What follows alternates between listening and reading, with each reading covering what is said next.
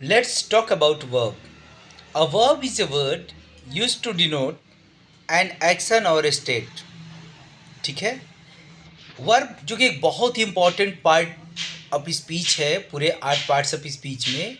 इसकी डेफिनेशन बहुत ही आसान है, आप इसको समझने की कोशिश करें। वर्ब वह शब्द है जिसे किसी कार्य के किए जाने यानी कि एक्शन अथवा होने, दशा या अवस्था का बोध होता है। इट मीन्स कि वर्ब की डेफिनेशन में दो शब्दों पर विशेष आपको फोकस करना है। एक सब्जेक्ट का एक्शन और दूसरा सब्जेक्ट की स्टेट यानी उसकी दशा या अवस्था। For an example, if we say Raju is writing a letter, Raju एक पत्र लिख रहा है। यहाँ पर हम देखेंगे कि जो सब्जेक्ट है राजू, इसके द्वारा कार्य हो रहा है, किसका? पत्र लेखन का। तो यहाँ पर जो राइटिंग है ये वर्ब है।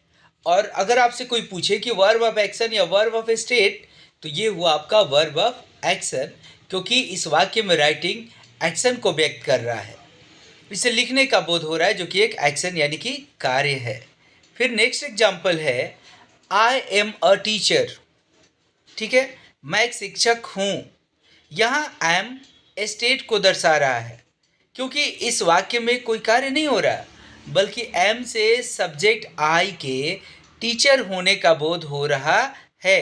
तो यहाँ पर आप सिंपली समझ लीजिए कि ये जो सेंटेंस है, ठीक है, ये जो सेंटेंस है आई एम अ टीचर, ये क्या है?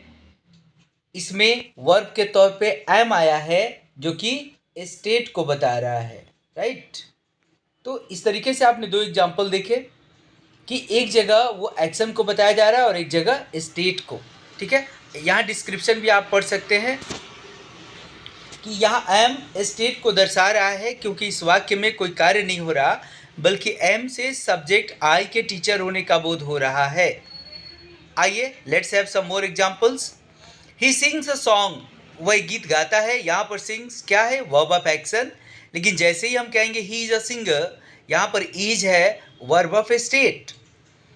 In the same way I am a student, I am यहाँ पर है वर्ब ऑफ स्टेट। लेकिन जब आप कहेंगे आई स्टडी हिस्ट्री, तो स्टडी है यहाँ पर वर्ब ऑफ एक्शन।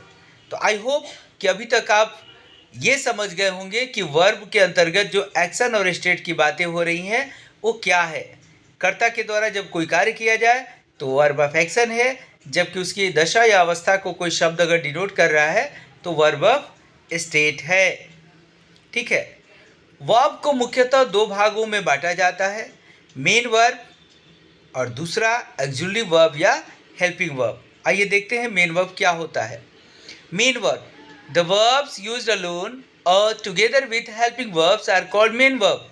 यानी कि वैसे वर्ब्स जो या तो किसी वाक्य में अकेले प्रयुक्त होते हैं या किसी हेल्पिंग वर्ब के साथ प्रयुक्त होते हैं, मेन वर्ब कहलाते हैं।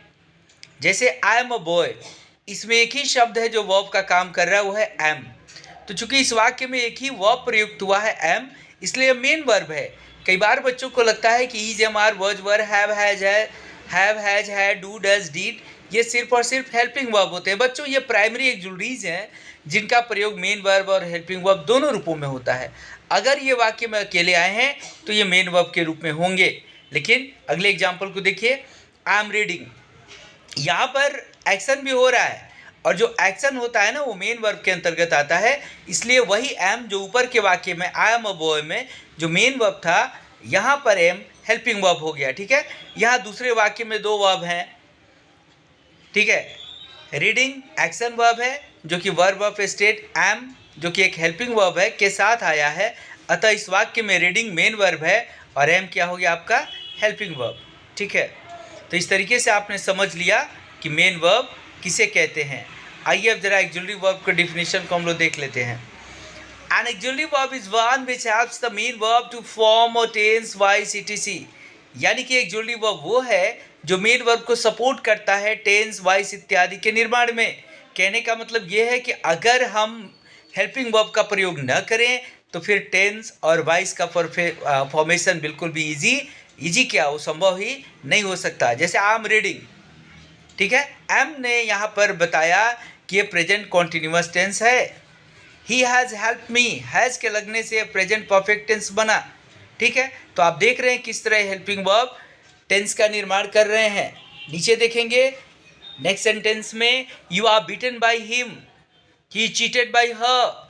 इन सेंटेंसेस में हम देख पा रहे हैं कि ये जो एक्जुलरी वर्ब हैं आर और इज, ये वॉइस के फॉर्मेशन में बहुत ही बड़ी भूमिका अदा कर रहे हैं। You are beaten by him, आपको उनके द्वारा पीटा जाता है, ये एक पैसिव वॉइस का सेंटेंस है। यहाँ पर ए और वी का मतलब है एक्जुलरी वर्ब। ठीक है, तो अगर इसके हम एक्टिव वॉइस की बात करें तो इसका एक्टिव वॉइस क्या होता है, you are beaten by him का। ठीक है, he beats you, he beats you इसका पैसिव वॉइस है, you are beaten by him. तो आप देखेंगे ही बीट्स यू, यहाँ पर तो कोई हेल्पिंग वर्ब नहीं है, लेकिन पैसिव वॉइस के निर्माण में हमको हेल्पिंग वर्ब चाहिए होता है। तो अगर यार नहीं होता तो क्या ये पैसिव वॉइस बनता। उसी तरह सेकंड सेंटेंस है, ही चीटेड बाय हर, इसका एक्टिव वॉइस होता है शी चीट्स हिम। तो आप देख पा रहे हैं कि किस प्रकार एक एक्जुलरी वर्ब हेल्प कर रहे हैं मेन वर्ब को टेंस और वॉइस के निर्माण में। अब एक टॉपिक है छोटा सा, काइंड्स ऑफ मेन वर्ब है तो बड़ा टॉपिक, लेकिन समझने के लिए आपको आज हेडिंग ही समझा रहे हैं, इससे मैंने बोला kinds of main verb. Main verb के दो प्रकार को निम्न दो टाइप से हम समझ सकते हैं। टाइप 1 के अंतर्गत ट्रांजिटिव वर्ब और इनट्रांजिटिव वर्ब, ये मेन वर्ब के दो टाइप्स हैं। और टाइप 2 के अंतर्गत हम पढ़ेंगे फाइनाइट वर्ब और नॉन फाइनाइट वर्ब। और वहाँ आप देखेंगे कि नॉन फाइनाइट वर्ब के 3 प्रकार होते हैं, इन्फिनेटिव, जेरंड एंड पार्टिसिपल। तो आज के लिए छात्रों बस इतना ही। वर्ब के इस सीरीज़ में हमने आज देखा कि वर्ब क्या होता है, ठीक है, इसके कितने प्रकार होते हैं। मेन वर्ब और एक्जुलरी वर्ब को हमने देखा। अपने नेक्स्ट वीडियो लेक्चर में हम बात करेंगे मेन वर्ब कितने प्रकार के होते हैं। जैसा आपने देखा है 2 आधारों पर इनके प्रकार को हम लोग डिस्कस करेंगे। और उम्मीद करता हूँ कि आज का टॉपिक आपको बेहतर ढंग से समझ में आया होगा। अगर आप चैनल पर पहली बार आए हैं तो चैनल को सब्सक्राइब करेंगे और वीडियो को अधिक से अधिक शेयर करेंगे। Thank you so much.